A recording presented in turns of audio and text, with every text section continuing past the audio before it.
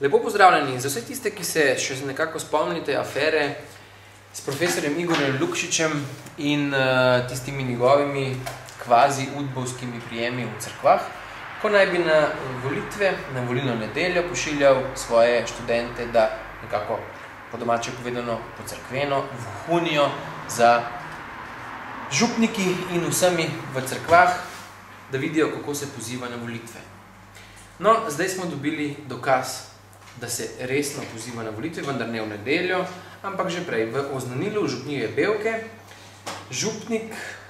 Janez Očkon poziva vse vernike, da volijo pravo stranko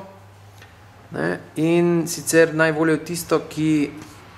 je za cerkev in ne uničuje cerkva, oziroma rimsko-katoliške cerkve, saj bojo drugače storili smrtni greh.